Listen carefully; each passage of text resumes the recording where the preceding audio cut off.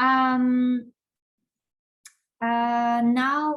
we are going to the next part of our webinar, which is related with the inspirational Techpill talk presented by Florian Aubert, co-founder of Aves Reality.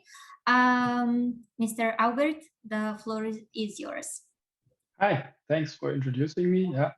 My name is Florian Albert. I'm one of the co-founders of Avis Reality. We are a company in the field of autonomous mobility simulations. And I'm happy to present you some slides, but brief question first. Do I have to share my screen or do you have the slides ready? As you feel more comfortable. Okay, so then maybe just go to the next slide and I can start my story. Yeah, so we are Avis Reality, and what we do is that we claim to turn real roads into virtual test tracks. And why we do so is because we want to create a safe space for autonomous mobility. I guess you already heard in the prior talks some of these challenges around autonomous mobility and autonomous driving in cities. So we as a startup target some of these, and I'd like to give you some inspirational impressions of how we do this and what we do. So on the next slide, you can see that there usually is, when we talk about autonomous mobility, there usually is an increasing complexity when it comes to moving towards full automation, from the traditional cars that are driven to these automated ones that are assisted by several systems, and then towards those that are fully autonomous. And so this does not only target traditional vehicles, as you can see on these pictures around it, also is some topics of trucks, which are on highways, robo-cabs that are in city centers, but also micromobility solutions, delivery, logistic solutions, and so on. So basically everything which is autonomous in some case. So, but what are these questions and challenges? On the next slides, we see that, for example, developing fully autonomous mobility solutions require large amounts of data, as we also heard in the prior talk. So basically, you need to acquire this data somehow, and you need to acquire it under real-life conditions to, for example, train your algorithms, which then at the end shall control the vehicle. So basically, you need large amounts of vehicle fleets to collect this data. So this is a lot of cost. There's a lot of vehicles, a lot of drivers included. This is getting increasingly complex the bigger your fleet gets. So on the next slide, there is another challenge that is also located in this field, because when you talk about autonomous mobility solutions, fully autonomous mobility solutions, then you want to have some system that really is autonomous and that can cope with every situation. So for example, just imagine being in this picture here, you're on the street as an autonomous vehicle and you want to drive there from A to B, and then there comes a large amount of sheep, which are for some whatever reason in that street. So this is just one of several edge cases, they are called. So crucial cases that have to be considered and that a vehicle has to know how to deal with. So that's the second point which can be thought of. On the next slide, there's a further thing. When it comes to all this data which is collected and you want to use this data for some matters to, for example, train your machine learning system, which is controlling the car, then you need to refine this data. You need to, for example, annotate what you see in this image. You need to add some information so that the car and its machine learning system can truly be trained on this data. And as you can imagine, this is a lot of manual work. If you imagine that you only in this picture that you're seeing right now need to tag every object that is in there, and then you're not having this one picture, but you need millions of pictures, if not video streams, which have to be tagged to train a vehicle to be fully autonomous. So last but not least, on the next slide, there is another thing which is risky when it comes to developing autonomous mobility solutions, because if you're doing this in real life and you're doing test drives in real life, you're doing validation drives, there might be some fatalities occurring, there might be accidents coming up because these systems if they are under development, they are of course not fully road safe. As we can see here, there has been a severe crash of a Uber car, which was a prototype in, I guess it was Arizona, in the United States. So of course, this is scenarios that we don't want to see and that we would like to get around somehow. So how do we get around this, and how do we as Avis Reality try to contribute to this?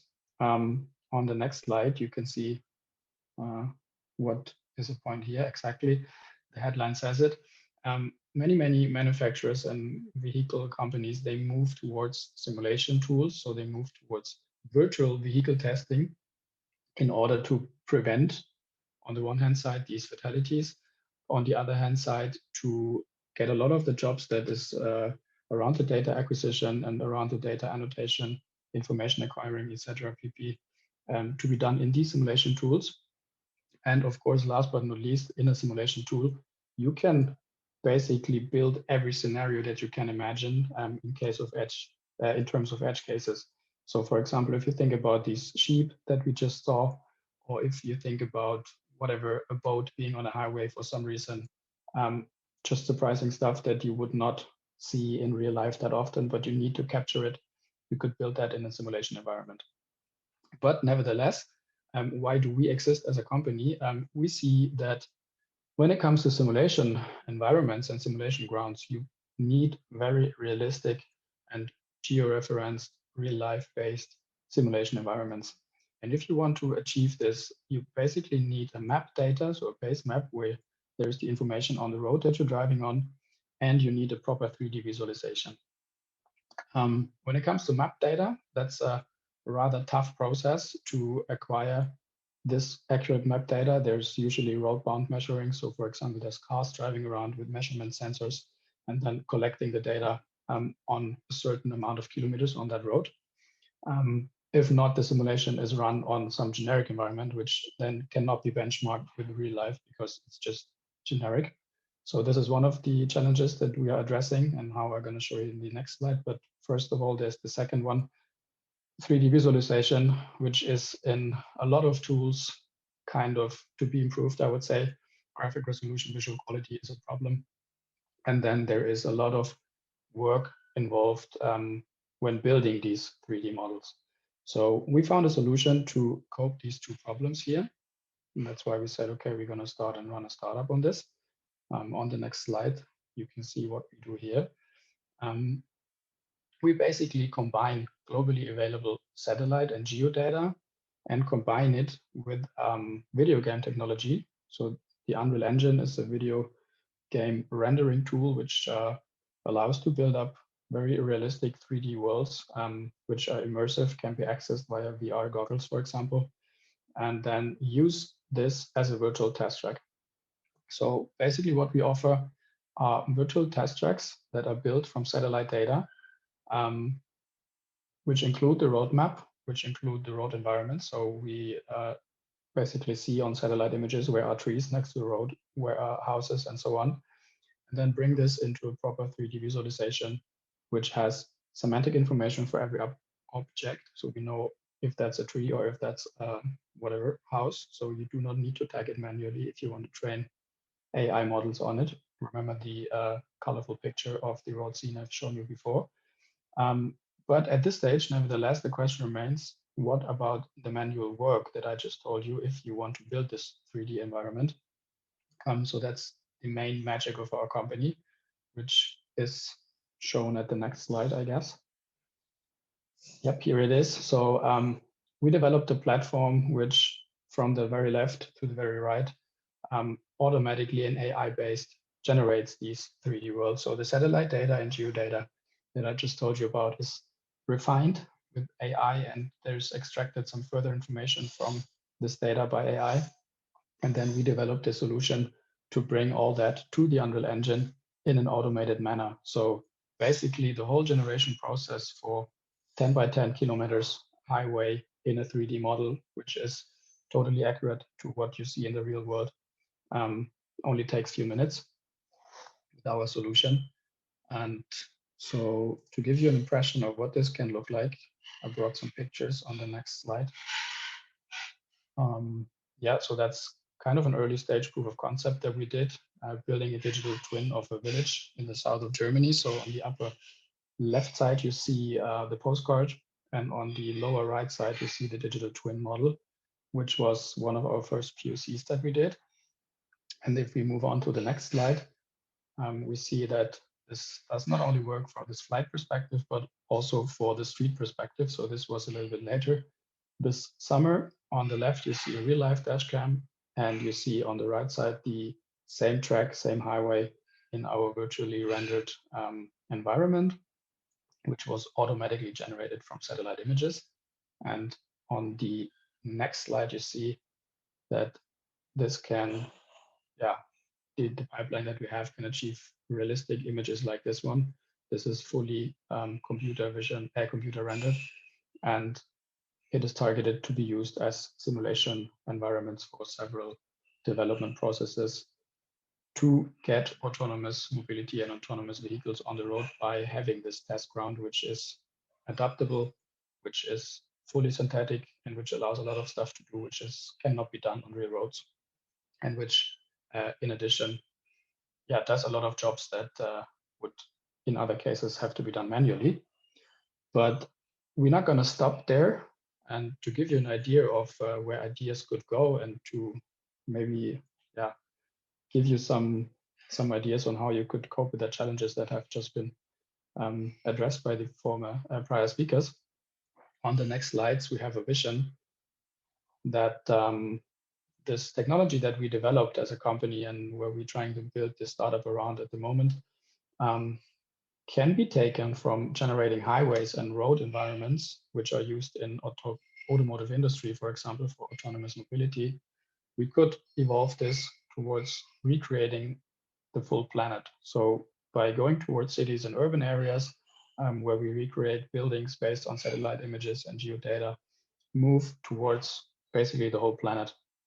Because the good thing is satellite data is available globally. So basically the pipeline would work for the whole planet. And then there's a lot of use cases where we could bring that into the game. For example, in aviation simulation, but also in video games, digital city twins, other architectural planning, basically everywhere where you would need a 3D model, which could be accessed by VR and do some stuff in there. So yeah, that's it from my side, giving you some ideas where stuff and interesting ideas that were developed at university, at research, at hackathons, whatever, because that's something that comes from our life that we experienced at the Research Society in Germany, can take you to. And I'm happy to take questions if there are any. Yes, we have one question from Daniel Janet. So the question is, do you have seasons and weather climate simulations included? Yeah, that's one of the advantages of the base tech that we use, this Unreal Engine, which comes from the game industry. It has a lot of features and add-ons that you can basically modularly bring in there.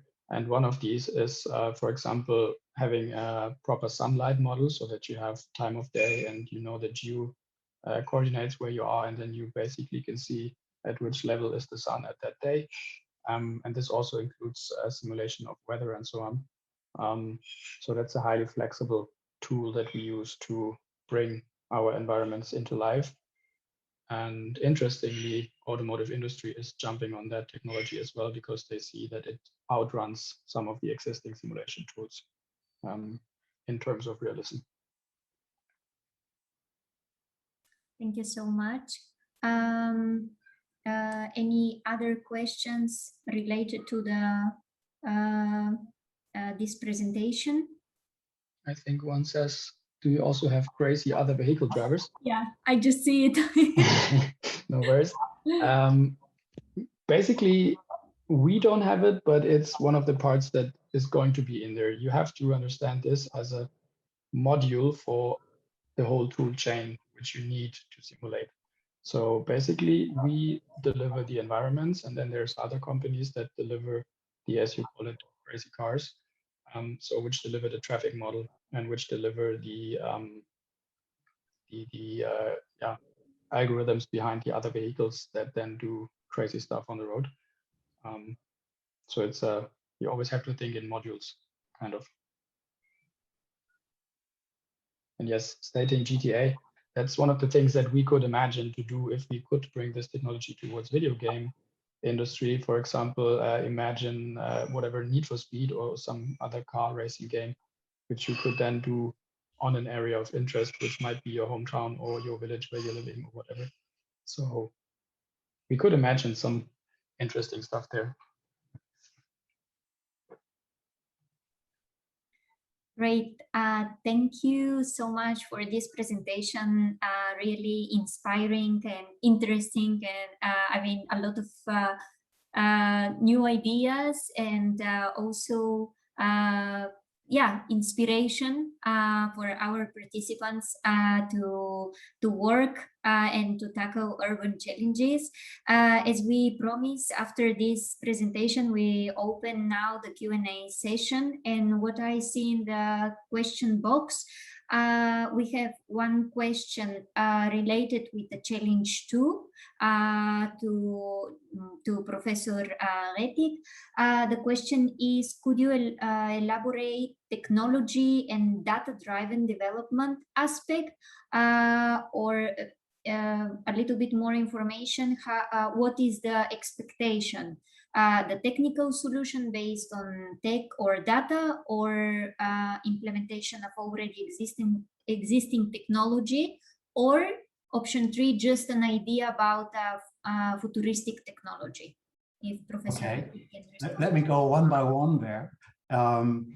In terms of a technology or data-driven development, I think Avis Reality and what you've just seen is a very good example for that, because, and I hope Florian and I get that right, they took data, they understood there was a problem of implementing autonomous vehicles, because you cannot kind of predict all the situations you may find on the street, and you cannot do test drives anymore because the situation is much more complex.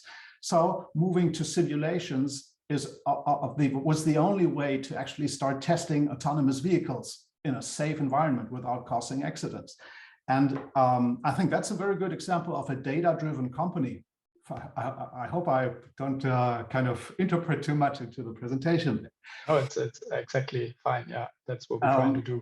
Thanks. And everyone has seen the picture with a sheep, where suddenly you have a situation around the vehicle that you wouldn't have thought of before seeing it. And that could be another, if I should just brainstorm on data-driven ideas, one could go into a city and look for street areas where you find situations that you would not normally expect. Or maybe you build a data platform to collect these situations and help companies that kind of work on autonomous vehicles make sure that their cars don't cause accidents in these areas. So there's a lot of data activity behind, where actually you must not necessarily be in an OEM or tier 1 position, could be also a tier 2, tier 3, so much more kind of more on the data side activity. And I think there's hundreds of ideas there if you sit down and think of that. That was the data-driven part. Now I gotta get to the other questions that just came up. In terms of could you just help me with the second one? Yeah, the second one was the implementation of already existing technology, or just an idea about futuristic. Okay. I would say if you find a smart way of combining existing technology that enables something that's not possible yet, I think that's a very smart approach. However, when I thought of the challenge, I didn't want to get too strongly on the technological side. So I would say I'd really leave that to the group and your group composition to see how far you get into deep tech if you want, or if you stay more on the smart combination of existing technologies. Just to make an example there as well, what we found in our test drives on the test track in Hamburg was that actually locating the car position is very difficult in some cases, because the satellite navigation does not properly work. And that was for us a starting point to think about how could we use the infrastructure to help localizing the vehicle in a complex urban environment. And I think there's a lot of kind of opportunities in there. Thank you so much. Yeah, thank you so much, Professor Rettig. I hope we respond to all the questions of Adarsh Premnath. If you have more questions or still something it's not clear, feel free to ask. And then we had another question in our chat. What kind of the end result would you expect in reference to Challenge 3? Unfortunately, the owner of Challenge 3 was not possible to him to stay until the end of this webinar. But if you can share with us in a private message your email, and we will respond to you today or latest tomorrow with more detailed information. Also, for the rest of the participants, it's important to say that this webinar will be uploaded on our webpage in the upcoming days. We expect to receive your